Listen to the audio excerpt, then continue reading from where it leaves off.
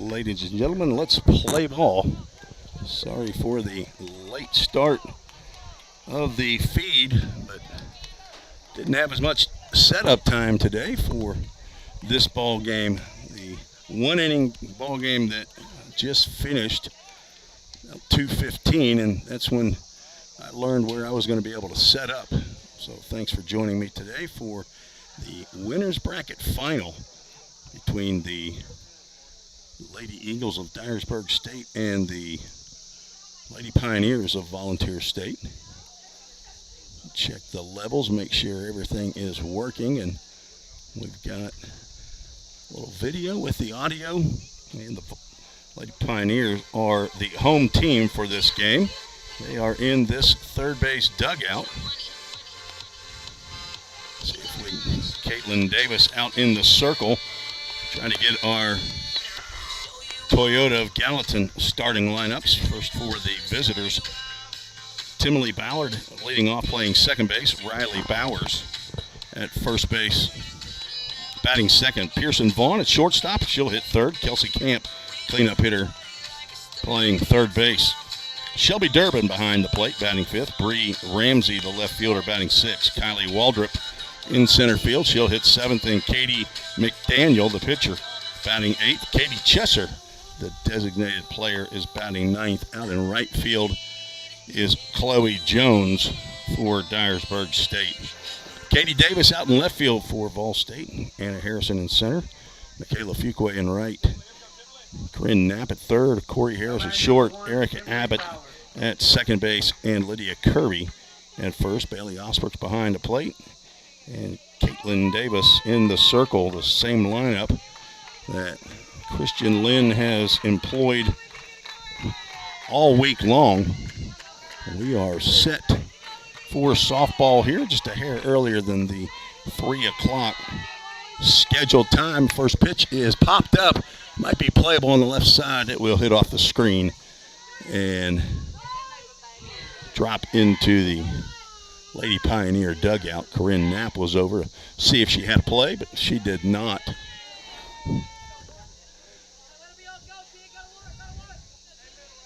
Try to make sure get my scoreboard. I don't know what in the world has happened.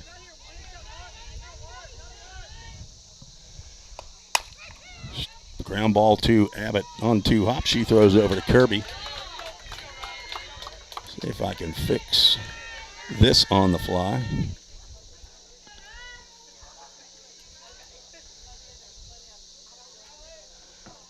Now batting number 13, Riley Bowers. There we go. And Riley Bowers stands in from the right side and looks at a called strike. All right, I think we're up and running now. Caitlin Davis has thrown 18 innings plus.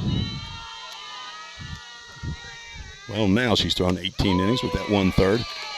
It's a called strike there, and ahead in the count 0-2 to Riley Bowers, sophomore from Atoka, Tennessee, another town in Tennessee that I've never heard of. Davis wearing the number 00 in the all whites as Ball State comes out looking pure and clean today. First time they've worn the all whites in the tournament. Ball 1 to the Lady Eagles first baseman. And the pitch changed up, and Bowers able to stay on that one and drive a single into center field. Slowly hit, but Corey Harris could not get to it. So a 1-out knock for Bowers brings up Pearson Vaughn, the shortstop.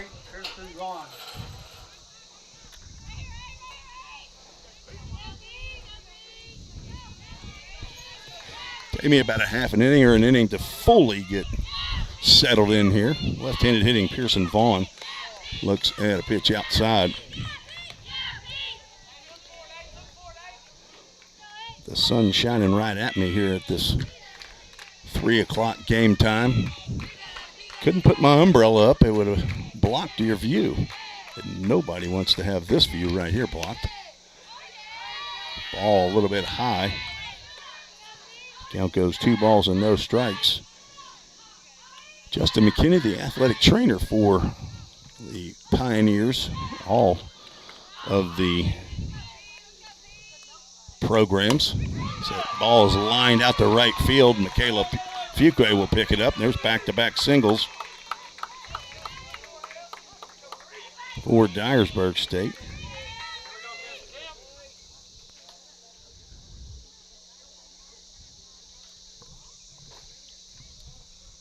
Justin McKinney, a little bit of work on Caitlin Davis. As I'm not sure what was going on. Maybe they were wiping off the ball. As you probably know, there was quite a bit of rain here last night. As a matter of fact, had a deadly tornado not too far away from the team hotel there off of exit 46 and I-65. It's the first pitch to Kelsey Camp, misses inside.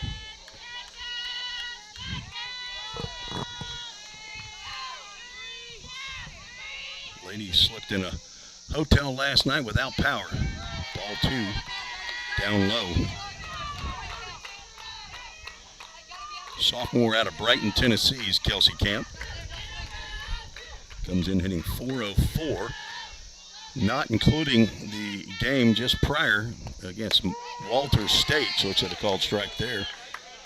Dyersburg State got here after a 5-1 win against the number 8 team in the country.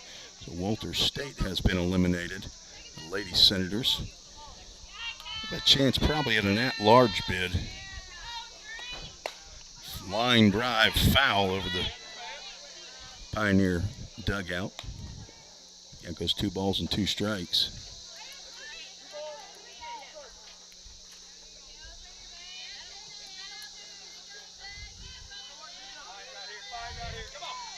Two pitch with 1 out and 2 on is fouled right over in front of me. Bailey Osbrooks come over. No eye contact. She's focused on the ball. Gonna wipe it off. Wet, of course, the infield dirt area was covered by the tarp. Outfield, I don't know how well it drains. I haven't heard about any issues out there, but gotta have moisture, of course.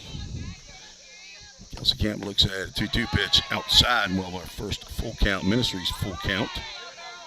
Thanks to Full Count Ministries for the use of their broadcast equipment all year long, especially on road games after the athletic department and A.J. Fossen were able to secure some more equipment for home games. And the full count pitch is popped up in the infield. Corinne Knapp's going to be able to come in and make the catch for out number 2. Good hustle by Knapp to come up and catch that before it hits the dirt. That would have been trouble. Now, Lady Pioneers trying to get off the hook with 2 on now and 2 out. Shelby Durbin tied for the lead in home runs in the conference with the young lady squatted right behind her, Bailey Osbrooks. Don't know that she hit one in the Walters State game as that pitch misses somewhere. But if she did not, then she has 18 for the season. I don't know if I update this, so they actually have 53 games played, and they're a 37-16 record after the Walters State win. It has not been updated in the National Junior College statistics. 1 ball, 1 strike now to the right-handed hitting catcher, Shelby Durbin. Just underneath her hands inside for ball 2. Caitlin Davis trying to keep it inside of her so that she cannot get her arms extended.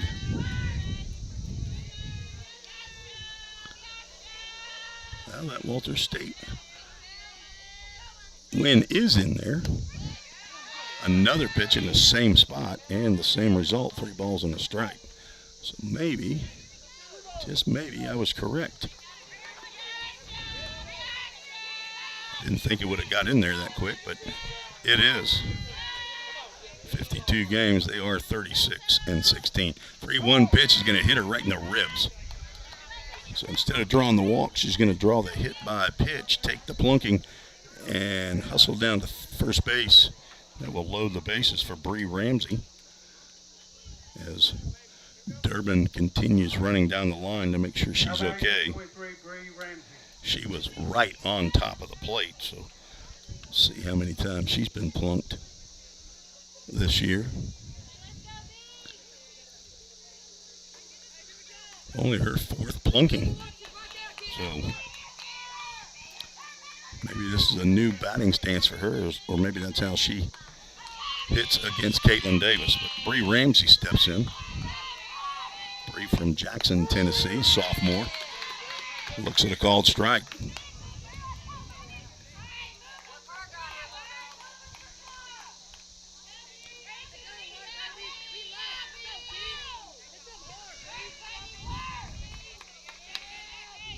Ramsey hitting .277.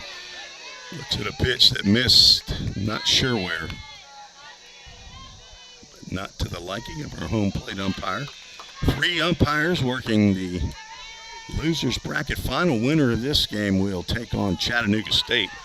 Following this game, 1-1 pitch is swung on and missed. And then whoever that is, whether Vol State or Dyersburg State, they will have to defeat Chattanooga State twice to win the championship. If Chat State loses in the late game tonight, 2 teams will come back and get it done tomorrow as the changeup was swung over the top and missed, and down go the Lady Eagles in the first. First strikeout for Davis, and she strands the bases loaded. There were 2 hits in the inning, no errors, and no score. We'll head to the bottom of the first.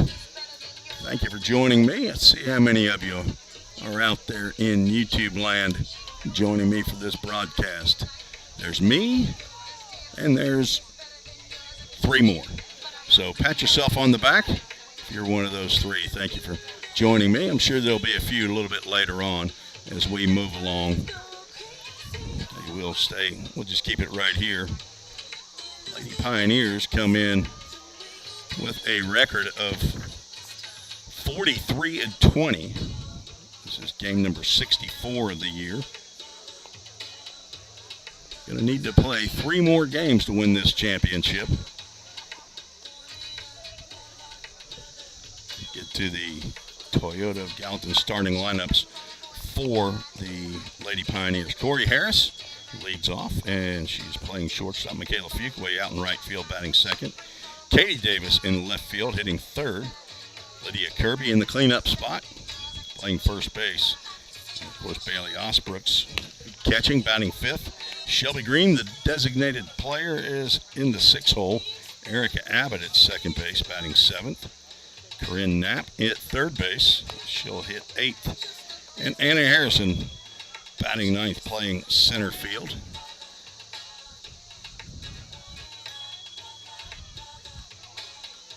Caitlin Davis number 1, Corey Harris. pitching in her 33rd game of the year.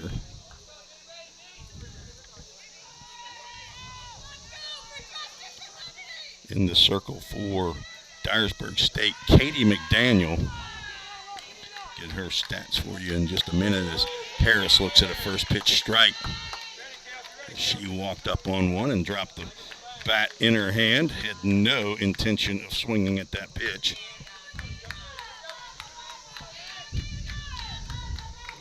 Daniel has the sign and delivers. Another pitch taken. This is outside. Corey Harris takes about 4 steps toward the circle. I'm not sure if that's an intimidation factor or not, but it's just her way. Slow change up there right over the heart of the plate.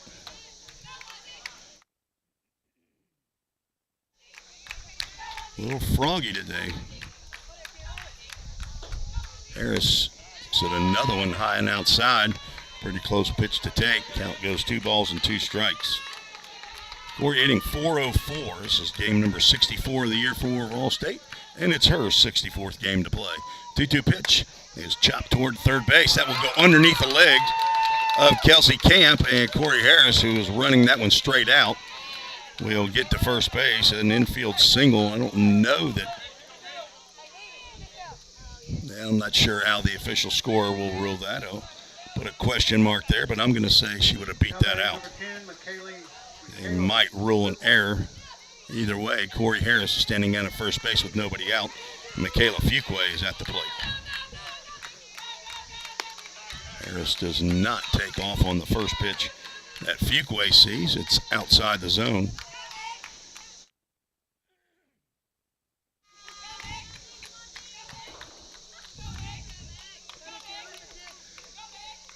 McDaniel delivers a strike as Fuqua squared the bunt and pulled the bat back.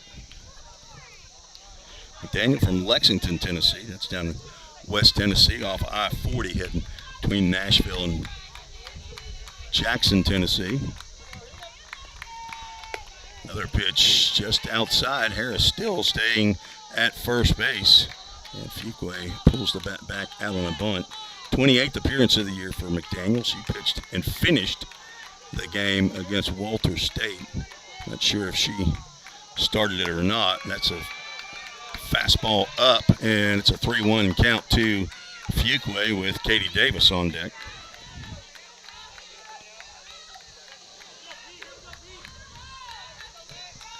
The 3-1 pitch is in there for a called strike. With another full count, Ministries full count to the freshman from Decatur, Alabama, Michaela Fuqua. Her dad, Bo, is here. Hello to Jeffrey and Lena. Bo, Jeffrey, also known as Bo. 3-2 pitch, swung on and missed. Down goes Fuqua. Pitch was outside, and she was trying to slap it to the left side. Came up empty. First out in the inning. Now batting number 2, Katie Davis. Katie Davis, sophomore, also out of Decatur, Alabama, stands in. She's had an up and down tournament. She squares to bunt and takes a pitch on the outside corner for a called strike. Davis 2 for 4 against Cleveland State, 0 for 5 against Walter State, then 2 for 3 in the third game. Runner goes. Throw down to second base is off the heel of the glove of Pearson Vaughn, and Harris in there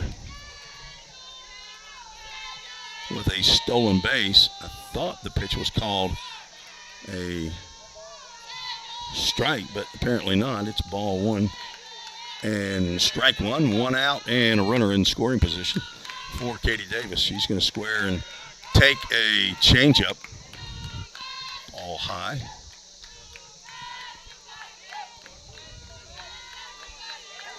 So Katie Davis plays left field. Caitlin Davis is the pitcher. They are unrelated. Pop foul off the netting. Now moves at 2 balls and 2 strikes. Shelby Durbin picks it up, does a little cleaning, and throws it back to Katie McDaniel. McDaniel comes in with a record of 6-3. Davis looks at a pitch just outside. That's a tough take right there. We'll have another full count. Ministries full count.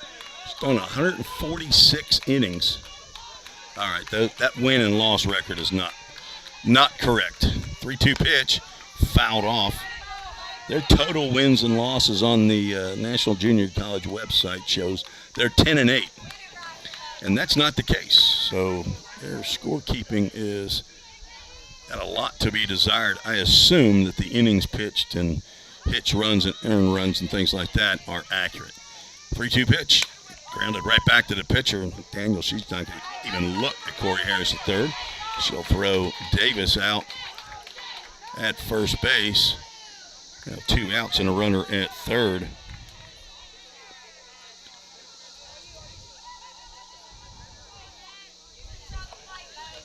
Davis is now 4 for 13 in the tournament. Lydia Kirby stands in, the player of the year for Region 7, TCCAA. As she is the RBI queen in the conference. She looks at ball one outside and has 7 of them in the tournament now, and that's a total of 103 for the season. She's second in the country in that category. Looks at a called strike at the letters on the outside corner. She's going to let that one go as the first pitch of, or first strike of the at-bats. Not where she wants it. She can drive the ball into right center field, though. 1-1, and that's outside.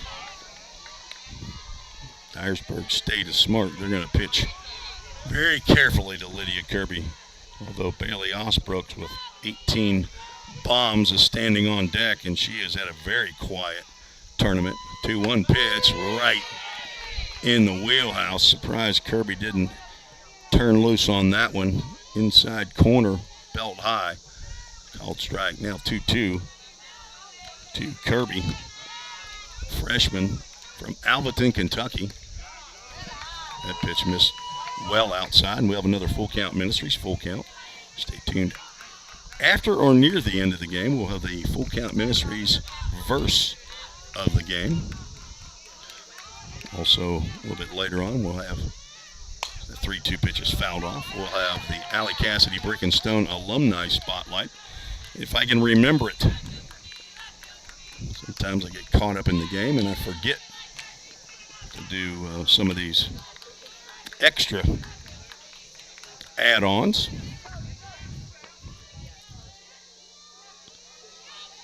Lady Pioneers, one of the last three teams standing. Another ground ball foul toward the Ball State dugout. Didn't get our game time temperature in. It's 83 degrees. Feels pretty warm. Another full count pitch. Just inside. Kirby takes that one. Dyersburg State not happy about that call, but very close, tough to take that one. And Bailey Osbrooks takes the shin guards off, and she steps in. Lydia Kirby's 22nd walk of the year. Gets on base at a 5:05 clip. Osbrooks, got time for her to shine, and she looks at a called strike. Runners at first and third. Don't expect Kirby to be trying to take off with Osbrooks at the plate with 75 RBIs, but she's 1 for 10. Her solo hit is a solo home run. Ground ball slowly hit to third. She's going to throw on to first base. Kelsey Camp to retire Bailey Osbrooks. So each team threatens, but nobody gets a run on the board. Scheduled for 7 innings here, and I'm not expecting any rain. We'll be right back on the Ball State Sports Network. Hi, my name is Laura Walker. I am from Greenbrier, Tennessee. I went to Greenbrier High School. I'm a freshman pitcher here at Ball State. I would like to thank my parents, James and Sarah Walker. I would also like to thank my older sister, Kaylee. And I would like to thank my grandparents, Grandma and Grandpa from Goodlettsville, Tennessee, and Barbara and Papa from Madison, Tennessee. Hello everybody, my name is Bailey Osbrooks and I'm a sophomore catcher here at Ball State. I graduated from Allen County Scottsville High School in Allen County, Kentucky. I would like to give a thank you to my parents, Brittany and Jamie Osbrooks, as well as my siblings, Addison and Jason Osbrooks, and I would like to give a shout out to my grandma, Nana, that also lives in Allen County, Kentucky. Tim Reese back on the Ball State Sports Network. We move to the top of the second inning. Dyersburg State will send 7, 8, and 9 to the plate. It's Kylie Waldrop, Katie McDaniel, and Katie Chesser. To face Number 22, Caitlin Davis. Kylie Waldrop. Davis in 2 appearances in the tournament, 17 and 2/3 innings, giving up 14 hits as Bailey Osbrooks out there digging into the mound for her pitcher, getting her a whole set. 14 hits, 8 runs, 7 earned, walked 5, struck out 15, has a win and a loss in a complete game. Victory 11 innings against Walter State. And she gets a swing and a miss by Kylie Waldrop, the center fielder, to start the at-bat.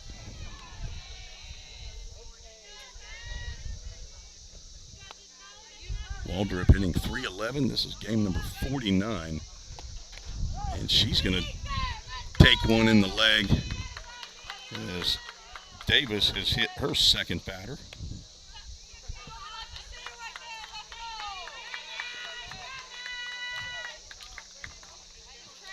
Now batting number 43, Katie McDaniel.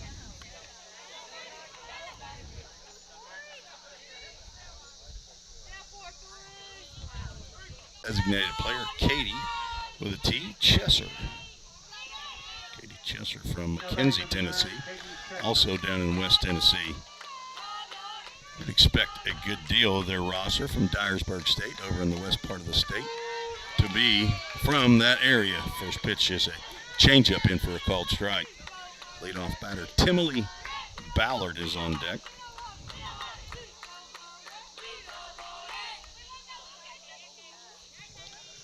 The 0-1 pitch down low, just a hair or a tick low.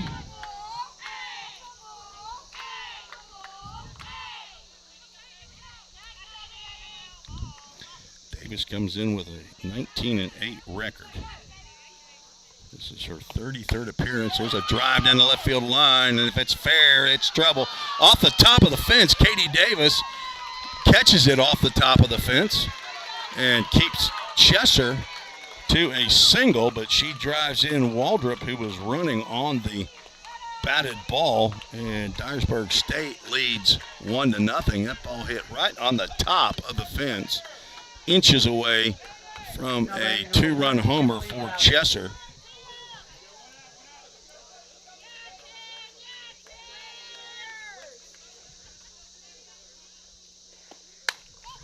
First pitch swinging, Ballard pops it up in the infield. Tori Harris over towards second base. She makes the catch for the second out.